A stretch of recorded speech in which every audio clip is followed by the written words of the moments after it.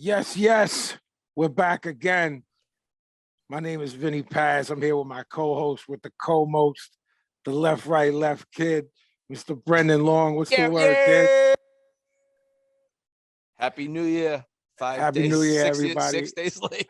Yeah, Um, I was just watching the Salud. Larry David clip where the chick says it, yeah, yo, and it's he's just kind of vexed. funny. Yeah, He's like, it's a he's little like, late. not, that's a little late. Anyway, Yeah, episode 23. indeed. Indeed. We're creeping up. Episode 23, knock them out the box. We're creeping up on our year anniversary soon, I think. Yo, Big. yo, You know, it's gonna be wild. So what are we we're doing? gonna, yeah. Well, look. We're going on that national tour, right? All 50 states. Indeed, Right. indeed, doing live podcasts Everywhere. from all 50 states. So just whatever major city is in your state, Vinny, We're coming there to do it to your Vinny and I. your local watering hole to record live. Yep. What a nightmare that would be. We come home in body bags. I like it. Let's do This it. is our Just gonna abandon year, my family. our yeah, our year-end awards 2020 wrap up special. What did you christen them, B? Oh, we have awards, and they're called the Knockies. Really, that's the way our the name of our awards is the way Metagon say gnocchis. Gnocchis. Yeah, So it's minkia. We have a nice mink, gnocchi. yeah, we have a nice gnocchi, but It's a beautiful gnocchi and a pomodoro sauce. I just laughed behind the scenes because I definitely say Knockies. Knockies. You call gnocchis Knockies? 100%. And my Italian wife kicks me under the table every time I do it. This lady, it's a sin. It's a sin. Me and my mother would go to the spot. It's a sin. This Irish couple would always go out. They were old. And she wouldn't even butcher it that way. She would literally pronounce it. She was like, I'll take the ganache. And I was like, lady, I was too little to be like, excuse me, man. Like, I want to help you out here. Right. Because everyone would secretly laugh and mock her. You know what I mean? But the ganache? The ganachis. But yeah, Billy calls them Knockies. That's the name of our awards. That's the Knockie Awards. This is the 2021 Yucky Awards. Again, they come in a really light pomodoro sauce with melted do. mozzarella. Yeah, you can get them in a little gnocchi alla vodka if you want. Oh, I like it. Listen, a gnocchi bolognese. So after the last big fight we did, we try to do our pound for pounds when we can assess the whole sport.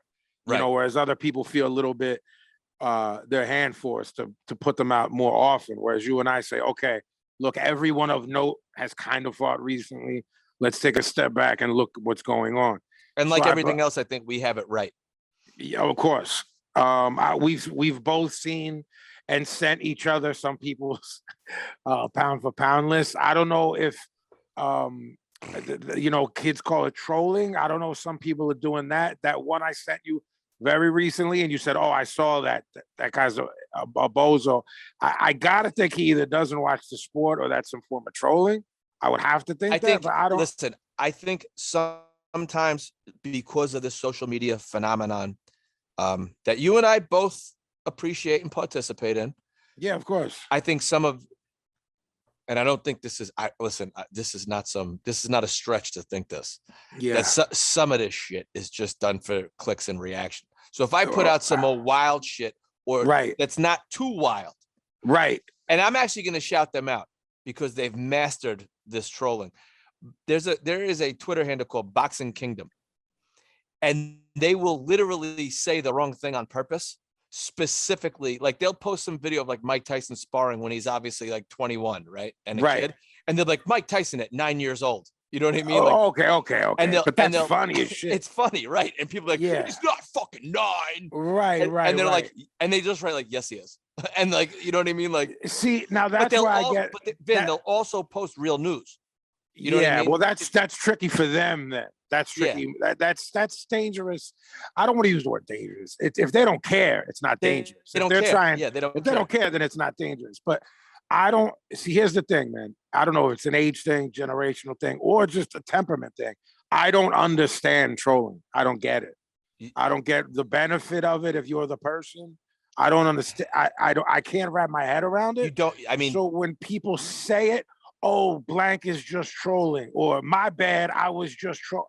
I don't understand it or process it. I don't get it.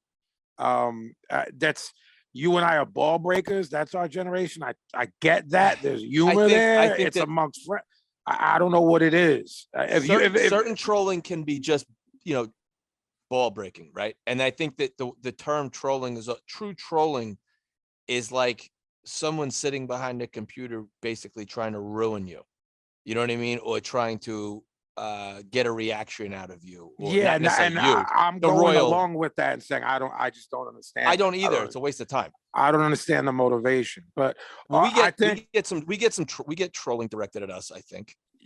I hope so, or they're just dumb. So it's to pick your poison. It could be a bit of both. You either don't know the sport that much, or you're trying to get a rise out of one of us or both of us, And when we put things up, there are those people, in my opinion, they just don't know the sport. Maybe I'm so naive, the naivety, I don't know that they're trying to like get me riled up or something. You know what I mean? It's totally possible. I think I know what you're getting at. And you're getting at, you and I took the time, and we did, folks, where we carefully crafted our pound for pound list. Guys, we didn't just say like, all right, we're going to put it, we sort of said names throughout the months before we correct, quote unquote, or air quotes, I should say, published it. Or you'd write me and say, Vin, we got to wait and see his upcoming fight before we do this list, because right. Or we got to performance we got to drop a guy, right? Or we got to drop a guy if he looks like shit, even if he wins, or et cetera, et cetera. Right. That's the idea between the pound for pound list, is that if you took this boxer's skill and that boxer's skill, regardless of weight class, and you made a fantasy match, how would this guy correct? Fair. So guys that wrote me and DM'd me, which I got quite a bit. I'm sure Vinny got more. Obviously, you have a lot more followers than I do, so one would only expect you to get more. That they were mad that certain guys weren't on it. So if you saw I guess I was kind of curt. Is that the right word? In my Instagram post that said, this is my list, our list. If you don't like it, make your own list. Correct. Don't it's not debatable. This is correct. This is what I come up with. This is what I think. And if you're a fan of Knock 'Em Out the Box, you may disagree with it. And if you're not a fan of Knock 'Em Out the Box, you might disagree with it, or you might agree with some names, or you want to move around. That's great. Make your own. And guess what? And don't take this the wrong way. And this goes from a guy with 1 follower to a guy with 10 million followers. I don't give a fuck what your list looks like, because I made my own. That's why I made it. So I want to bring home that you and I took our time. We do take our time. We're coming up on a year. Yeah. This is either the 3rd or 4th time we've done it. We're not doing it every month. We do it when there are shifts, and if there aren't shifts, we do it at times where there's breaks. One or the other. Huge monstrous upset to a pound for pound guy, or a couple of them. Right. Like let's give a hypothetical. Say Canelo gets knocked off. We got to go, holy fuck. Right. That shakes up your list. Yeah. I just wanted to say, to build off of what you said, and then we can continue on with the list. Let everybody know who hasn't seen the actual post of it. B and I both got inundated with where's Tyson Fury. I want to explain something to you guys that I don't think you understand. Pound for pound came from the fact that at one point in our country's history, culturally speaking, the heavyweight champion was the man. When you think of Jordan, when you think of Tom Brady, when you think of LeBron, this guy was that rolled into one. So that created this sense of, well, what about these guys like Sugar Ray Robinson? What about these guys like LaMotta?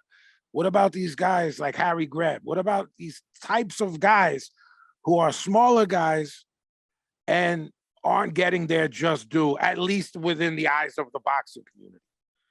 So people created, I honestly, I admit that I say I don't know what I don't know. I don't know who did it for the first time. I don't know I don't know what pundit did it and called it that, et cetera, et cetera, et cetera. But guys, it was designed because of heavyweights getting all of the attention. So this list was created to shine light onto smaller fighters and their skill set and their brilliance in the ring, and said, hey, if Joe Louis fought at 147 at the same place that Ray Robinson is fighting, who's the better fighter? If Henry Armstrong was a heavyweight, is he better than Joe Louis? Et cetera, et cetera, et cetera. This list was based off that. B and I have decided that we are not going to include heavyweights on our list. Then what you're going to say is, well, why is Usyk on your list? And we'll tell you why. Usyk is the best cruiser since Holyfield. Right. He unified the division, then went up and beat the man, or one of two men. One of two men. One of two men, and one of the guys who had a belts. Right. It's a feat that really, the last time a guy that size that went up and did it was Roy. Not that they were the same size. A smaller guy that went off and I would venture to say that what Usyk did is more impressive because John Ruiz sucks. Look, thank you. And AJ doesn't. Right. And by the way, and the Usyk and Roy was always, of course, rated pound for pound. Yes. Yes. And the way Usyk did it, it wasn't like he went up there and knocked him out a la Rahman Lewis. Right. It was almost like a sort of fluke. No, it was a tactical victory. Yeah, this isn't Oliver McCall Lennox. This isn't Hassim Lennox, where there's a rematch and he gets destroyed. Right. Which happened both times. Right. And hey, look, maybe Usyk, if they make that rematch, he turns around, they fight. AJ fucking flatlines him. Sure. We amend the list. We amend it, but these accolades. I don't think that'll happen. But neither do like I. Vinny said, Usyk is on the list based on going to a division, bridging a gap, and his work at cruiserweight. I mean, I don't know about you guys, but if you watch that tournament, not one of those fights was close. So I don't know. Anyway, Vinny, do you want to do all right, so let's start. Yeah. Let's start with a guy that you and I have been fans for a long time. Possibly both counted him out. I know I did. Can't speak for you. Nonito, the Filipino Flash Donaire. We both love that big win over an undefeated belt holder, also from the Philippines. Yep. Big win. Two big wins this year. At both by knockout. Yes. And we'll hear about him later, a little later, in the show. But at least as far as I'm concerned, Nonito, he sneaks in at 10, based on he has now lined himself up for another pound for pounder that we'll talk about later in this list. So he snuck in two impressive wins in impressive fashion. And wow, what a fighter. Well, great fighter. His ability to come down in weight at his age, look that good, not look gaunt, not look drawn. Like you said, we're going to talk later about this. Quick aside, he said, shit, I'll go to 115. We'll talk about that when we talk about the thing. Wow. I got some news on that. News on that. Love it. So, hey, look, so I explained the Fury thing, and I explained that for us here, knock him out the box, we don't have heavyweights on, and I explained to you why Usyk is on. If he stays at heavyweight, I don't know what we're going to do in a year or two. How we're going to hold him, how we're going to rank him, or will the cruiserweight, what he did at cruiser, keep him on there as long as he keeps winning? We don't know. He's a unicorn. Yeah, he is. Number 9, a little known guy. Some people might have a problem with this, especially with who was removed off of our list, which caused the ire of some people. Kazuto Ioka. Mm. Look, man. Guys, check him out. Yes, he's not. These aren't glamour divisions. This isn't. He's not in a sexy division. This guy, non-English speakers. It's difficult. It's difficult if you're at these tiny weights. Mix all these things together, and like B said, you're a unicorn. This guy's a unicorn in a different way. A unicorn where his size, and the fact that he doesn't speak English, and the fact that he doesn't get U.S. or North American dates or even European dates. You know, when you fight, Something I'm hoping he will in, maybe. So am I. And I understand that people go, well, who's that? You don't have this guy on. Listen, he's on there for a reason. Yeah, he's the man down there at that division. Sure. You and I have number 8. You and I have struggled with this because of the last fight.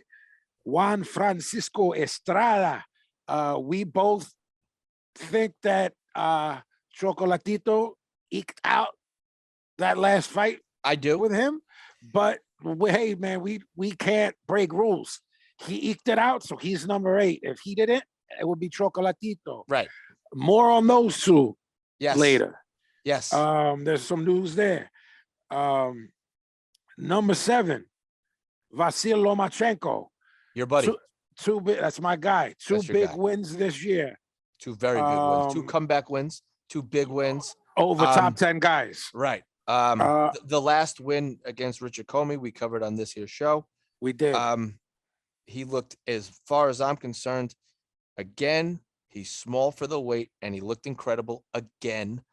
I think people underrate Comey. Comey, his only 2 losses were one to Robert Easter, which I had him winning, and he got caught by Teofimo Lopez, who used to exist on this list. Yes.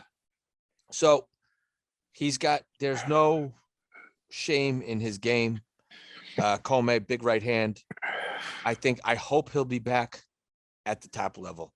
With that said, I think Loma has a big, what year are we in now? 2022? Yes.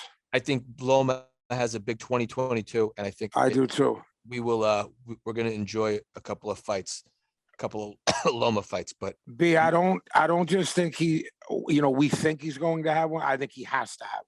Sure. I'm not going to start with he's on the down tick or down slide, but he's hitting that point of where big fights got to get made for belts and unifications, and they need to be made. That's my opinion. I hope he can get him. I hope he gets the Kambosos fight. I'm very much in line with Paulie Malignaggi that you can't really say this because of what has happened, but I believe that he is the best fighter alive. That's my opinion. Loma. Yes. Okay. I believe that Vasil Lomachenko is the best fighter alive. Naysayers will immediately point to Teofimo Lopez, in which he had one arm, or the Salido fight, in which everyone who brings that fight up didn't see it.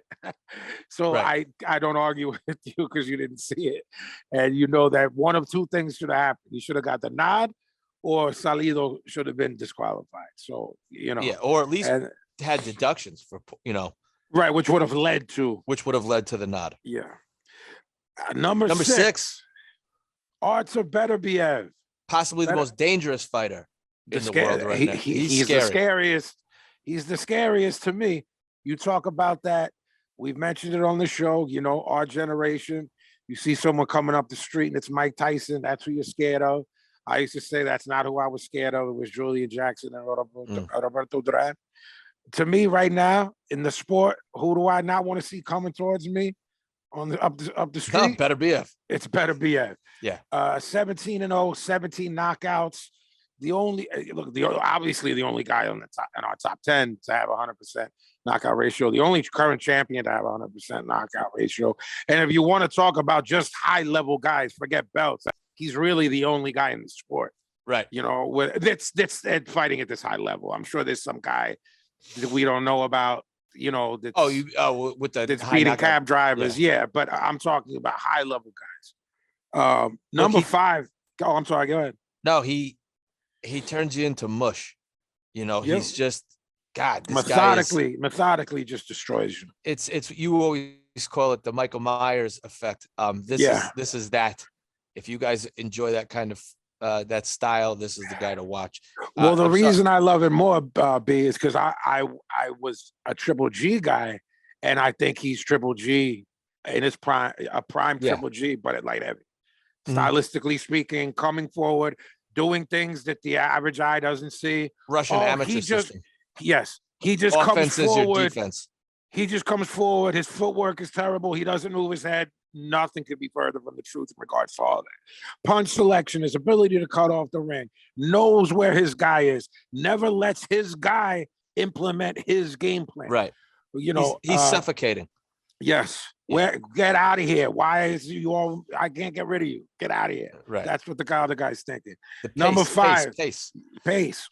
Number 5, Josh Taylor. Okay, you unify a division like that.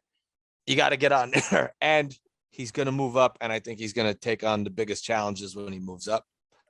They're already buzzing about Bud. Bud. Guys, there's a really cool YouTube clip out there with him and Bud having a conversation. I think it was posted 2 weeks ago, but it's Bud. Regis is there, Prograis. When I say Regis, Jean Pascal is standing right behind Bud, and Bud is talking about the lead up to Ricky Burns, and they're talking about how much they weigh at the moment. So it's funny to listen to fighters talk. It's like, well, how much you weigh right now? Right. 164. Right. This Josh Taylor weighs 164 in the video. And and Bud says, yeah, when I was here, the last 2 pounds were the hardest 2 pounds to drop to fight Ricky Burns. I didn't see this actually. Can you send it to me? I'll send it to you. Okay. We didn't leave the hotel. I never got to see Scotland, and I came in March. So it was he says it was so gloomy. I would love to see your country. And so they say, like, asking Bud who's gonna fight. He's like, man, I'll just fuck everybody up. And he's standing there in front of Regis Prograis, a possible opponent, and in front of Josh Taylor, a possible opponent, and these two guys fought each other. But you said something just a minute ago about the Artur Beterbiev is like the scariest guy. Yeah. Well, Artur Beterbiev looks scary to me. See, a guy who scares the shit out of me is a guy like Josh Taylor. If you walk into a bar or these guys, a pub, right? right. And you look at a guy like Josh Taylor. Yep. Okay. Yep. And you're like, I could fucking tie this guy in knots. Are you fucking kidding me? I will mop this guy. Let me tell you something. Josh Taylor would fucking put your face in a toilet bowl. You know what I'm saying? He would, while giving you a wedgie. He would make you lick wet dog shit. Yes, he white would. dog shit. You know what I mean? Like, he would. Yes, he would. Like, those are the guys. Do you remember? Do you remember? Like, I'll say 5 years ago, because that was like the peak of Good Boy Killer, me doing all that shit when I had the Triple G shirts made shit. I custom shirts and shit. Do you remember that meme? It was G. Literally, this isn't obviously someone made the meme. Khakis and a white polo. with a white polo tucked in, and like nerd shoes. And he had like the part. He had like the Louis Skolnick hair. Yeah. And then there was like a bodybuilding, like bozo next to, in the meme next to him. And it was like, one of these guys is a destroyer. One of these guys, I think it was like one of these guys will rip your head off. You know what I mean? This other guy has 0 hands. And it like, we're like made its rounds, Like, yeah. Again, at least the boxing community, and it's very much like Josh Taylor, like kid's got an accent, good looking kid, like probably has girls hanging all over him. We both know his size. He's smaller than both you and I, of course, in weight, but even height, like if he mouthed off at you, you'd be like, I said it, he'd land a 5-piece from snoring by the time anything. So I'm very much with you that those do like if like Golovkin can bump. Yeah, like the one thing about boxers, and like even like the MMA guys that like maybe you would say dress preppy or whatever, they have like cauliflower ear and like yeah. Like, all right, this guy looks a little off. In the head. He looks a little off. Boxers, they can, unless you like can like get in close and see like the scar tissue in their eyebrow, you know what I mean? You're not gonna know. A guy like you said, it would be a 5-piece southpaw combination on your fucking grill. Yeah. Before you knew anything happened, Josh Taylor's got you. You know, he's punching the shit out of you. You know, so Yep. I always laugh when I see him because, you know, he just seems like this preppy dude, and you know, hey, maybe he is preppy, but that preppy dude, he's like an '80s bad guy. You know what I'm saying? Like that's what he looks like to me. Yeah, like, I mean, he's Johnny from Karate Kid. Yeah, like he's like the bad guy. He's whatchamacallit from the guy who was on in the Nerds, and he was also on Married with Children. Oh, yeah. That's who he is. Ted, his real name, you mean? Or you want his name in the Nerds? It's Ted something. Yeah, what was his name in the Nerds? I don't remember. This is where this Irish Billy producer of ours is supposed to be working. What about on Married with Children? It's Jefferson Darcy. Yeah. Jefferson Darcy. He was her second husband, right? Yeah. Didn't she have a husband? She became Marcy Darcy. Right. She became Marcy Darcy. Yeah, right. he's like Jefferson Darcy. You're like, I'd fuck that dude up. You know what I'm saying? Like he's an '80s bad guy. Yo, yeah. He'd twist your wig in like 2 minutes. Yeah. You know what I'm saying? Like it's nothing. Right. So that's why I'm always like, yo, nah. Like better be a book scary. No, he does. Speaking of scary, with the maniac smile deal he does. Oh yeah.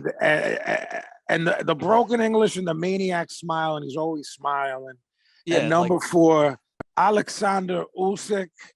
Yo. B already mentioned what he did in that World Series of Boxing. Yep. He unified cruiserweight. B and I both agree that he's the best cruiser since Holyfield, which would be 35-ish years. Yeah, it's a big deal. It's a big deal. Really Went big up. Deal. I'm gonna go ahead and say he was a heavy dog. He was a dog, definitely. I'm gonna use the word heavy. I picked AJ. You know, a lot of people picked AJ. That was a popular pick. I don't remember our episode or our picks. You picked Usyk. I know I thought he could outbox him and avoid the big right hand. Yeah. So if I picked him, that makes sense to me. I will if they run it back. If we don't get Usyk Fury, and they do run it back, I'll pick him again. Okay. I think the IQ. I would too. There's too much going on there, intellectually speaking, in the ring. Yeah. Like we said, we don't want to hear it about Fury. We explained about the heavyweights, and if you say, "Well, hey guys, well, Usyk's a heavyweight," we explained the accolades from the amateurs into cruiser and what he did at cruiser alone. If he hadn't fought since then, he would still be here, except for inactivity. These things all carry over. He moved the division, guys. So he moved the division, and like Vinny said previously, he beat one of the best guys in the division. He's on the fucking list. And guys, before we get to number 3, I just want to say that you're not talking about him going up and fighting a small heavy. AJ's huge. And the man. Yeah. And a huge name. Yes. And look, the other thing too, and I'll just touch on this. If AJ sparked Usyk, there is no Usyk's too high of a risk for anybody else to want to fight. Yep. So all risk, no reward. Right. To them, and for Usyk to take that risk, because no one is going to really. He's been sparked, so he's not a name at heavy. So he either has to lose 15 pounds again to go back down to no money division cruiserweight. Yep. What an incredible performance. What an incredible fighter. Again, he's a generational fighter. Vinny saying very, very, very, a very great point you made. This is 35 years. I'm really doing the math. It's like, 35, 36 years since we saw a guy this on that 84 team, and then a couple years this is right before he went up. Right. So this is maybe around there. Yeah. Between 30 and 35 years. Yeah. So this is like fucking incredible how good this guy is. And to me, if he was an American, forget it. Forget about it. Be on a Wheaties box. Forget about it. Even if his English was great, I find him hilarious and charming. You know I love him. But that's very niche stuff that you and I are into. He cracks me up. I said, yeah. how often, at least twice a week, I send you a GIF of a new GIF I'll find of Usyk, because they're like on the internet of him dancing or like popping out of like and like photo bombing Bob Arum. You know what I mean? I Like love that. the pic I sent you this week of him and Lomachenko. We were guessing it was the amateurs, maybe the junior amateurs. He's got a rat tail.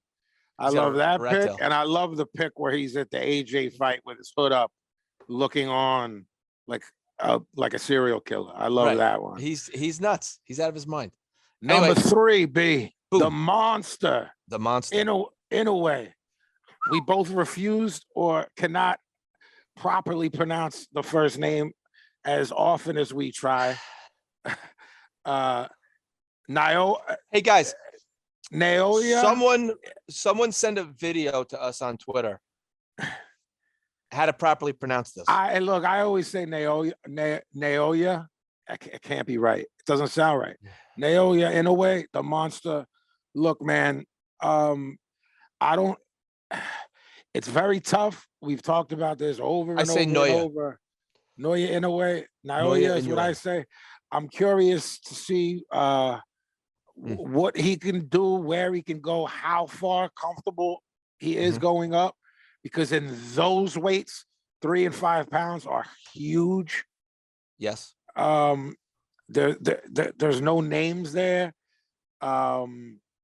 We're still getting him on weird days and weird times here in the States, because he's fighting over there, which I understand if that's where the most money's offered.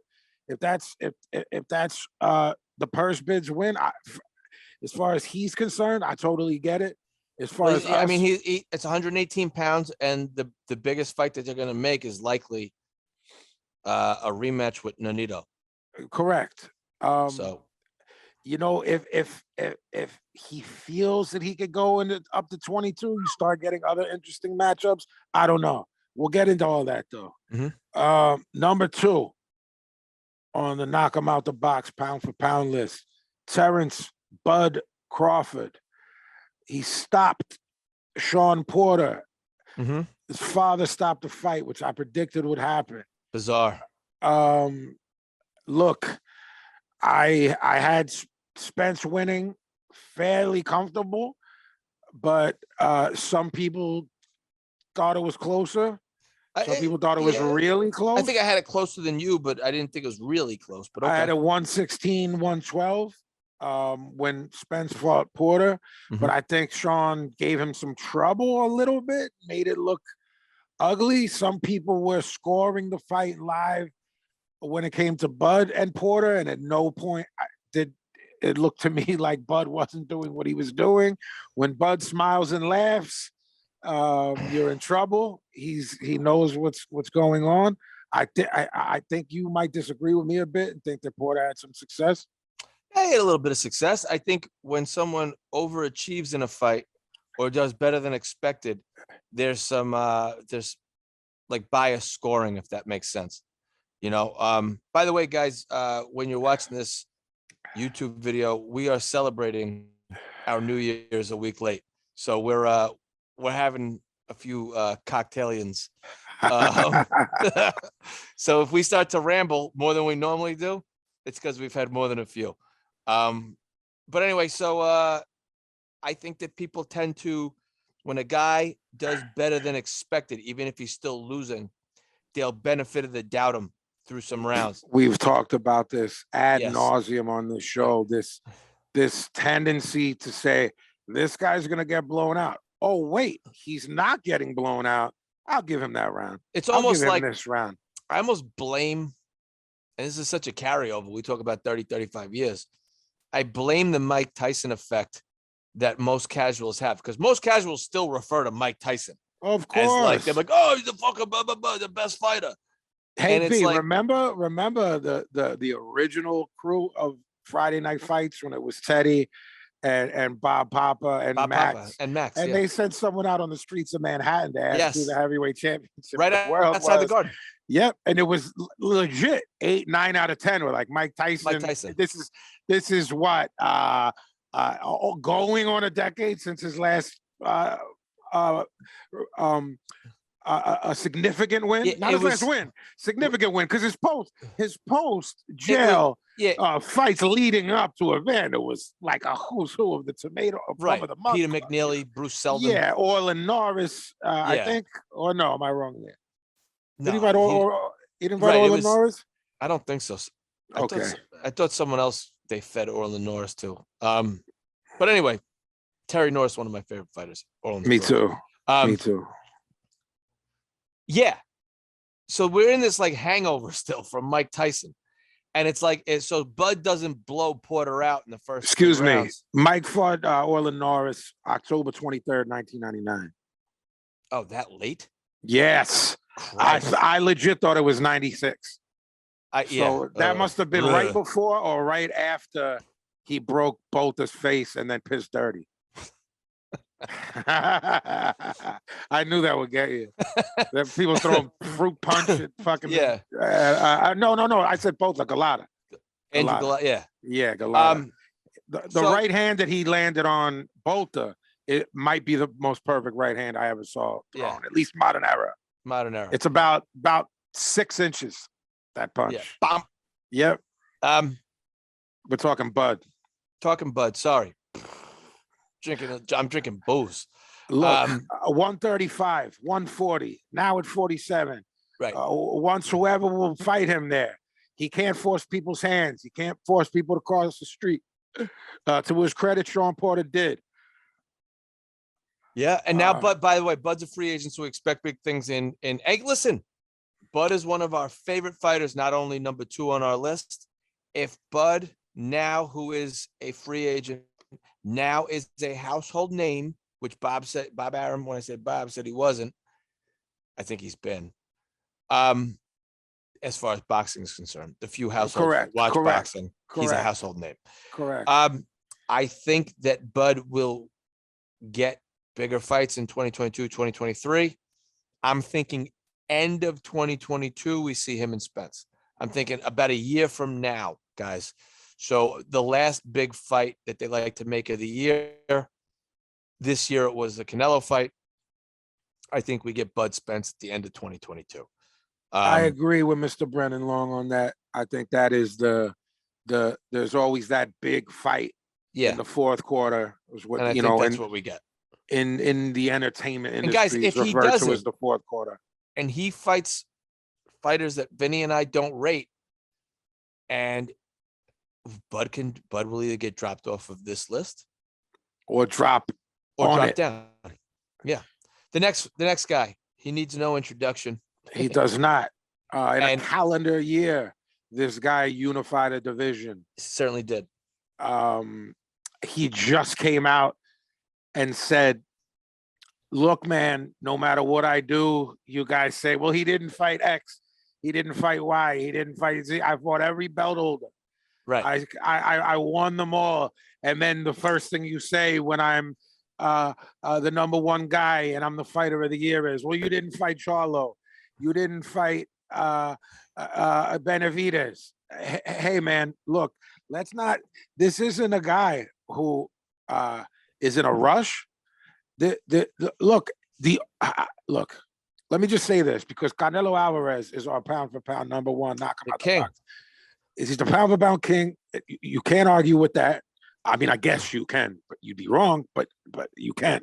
Listen, the only issue I ever had with Canelo was years ago when he was with a different promoter. And that was, in my opinion, the Triple G fight 1 and 2 happened about 2.5 years later than they should have. I believe that was Oscar. I do not believe that was Canelo. And that's nitpicking. And that was my nitpicking then as the world's biggest Golovkin fan. Right. I thought Golovkin won the first fight. I thought the second fight, I had it a draw. If you gave it to Canelo, I'm not going to make a stink about it. Right. So it's a win for Canelo and a draw. I have it a win for Triple G and a draw. I have it a win for Triple G and a draw as well, by the way. So we both have it the same way. Look, man, the guy unified you're talking about a kid who started at when he was a kid at 47. I don't really consider his 47. Nah. I don't really bring that into our equation. I look at 54 when I started saying, "Oh, this kid, there's something here. There's something here." The Carlos Baldomir knockout is where he opened my eyes. I believe he fought Jose Cotto. That was back in it's 2010. I know he got hurt in that fight. He got hurt, yeah, and everybody talks about that. Oh, his chin is suspect. I'm like, he got caught once. It's boxing, dude. With a perfect shot, right? And he didn't go down, and he came back and stopped the guy against a former Olympian, and whatever. So Canelo, I don't see how there's an argument. I don't understand if you want to hate on Canelo for the clenbuterol, the tainted meat, even though they don't know where the meat came from, and his two trainers are former butchers. It always cracks me up that like these two guys, they're butchers by trade, and they don't know where the meat came from. So no idea what happened. I don't know. Right. It was tainted. So if you want to criticize him for that, what's the thing that everyone says now? Where's that same energy for a certain other thing? I hate that saying.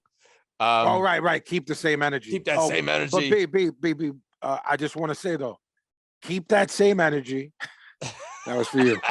For all the guys we love. I'm saying we love, not that we did. We love that there have been controversial stuff. Now, there have been controversies around Pacquiao, never pinched. Controversies around Floyd, never pinched. Because me and you know people. But there are people who have been pinched. It's been published, the Floyd shit. Like, that's the thing. And and I like Floyd the fighter. I think I said it maybe the first episode on here. I think he's a terrible human being, and I like Floyd the fighter. Me too. I won't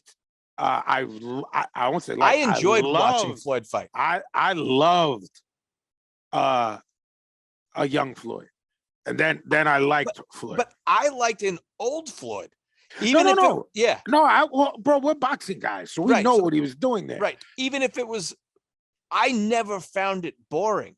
No, I never went there. He doesn't run. I found it mesmerizing. I just want to say, man. Oh, sorry. One of my favorite. No. Yeah. No. What you said, I hate this saying, keep the same energy. So I'm going to say, keep the same energy about guys we love. Roy, James Toney. Right. Where I just don't. Dude, everybody loves James Toney too. Everybody loves James Toney. Everybody. Someone you and I know. When it comes to the boxing aspect of their social media persona, is 90% rooted in I hate Canelo, and he loves some of the names we're naming that got popped. Not the guy. There may be something there. You would see Floyd with an. I'm gonna take a wild take on that. We're not gonna name him. He's a huge, maybe bigger than you, Triple G Mark. No, and I think that no. Yeah. Okay. Yeah. Huge really? Huge Triple G Mark.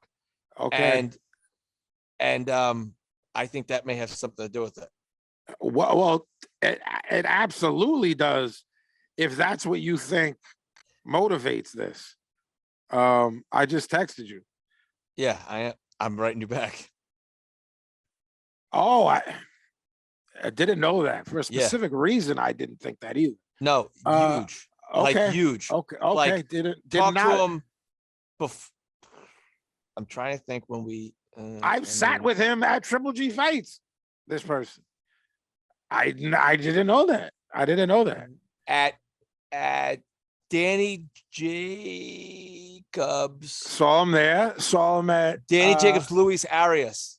We sat next to each other. Okay. And we talked in depth about it. And I won't get into it because it's. Yeah, the more we say, the more. Right. So. Yeah. Anyway.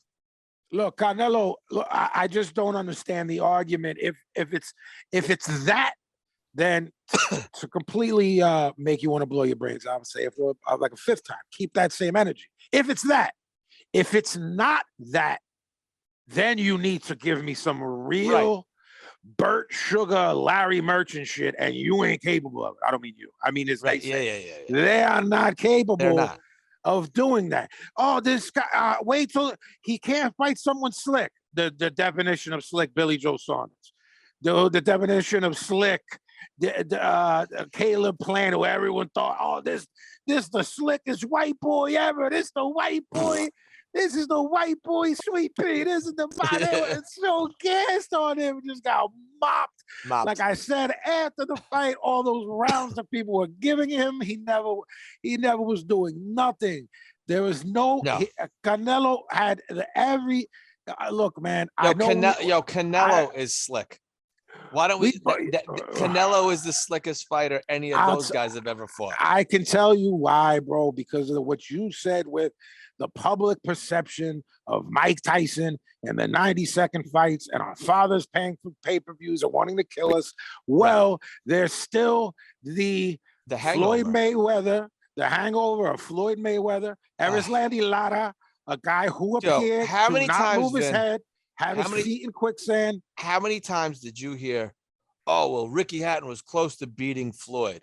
Or, oh, Zab almost had Floyd until Floyd decided to kick the shit out of him? Like, what the fuck are you guys talking about? It was the same with the morons. Both those guys out. When he was carrying this retard, Conor McGregor, and people were like, what happened to your man?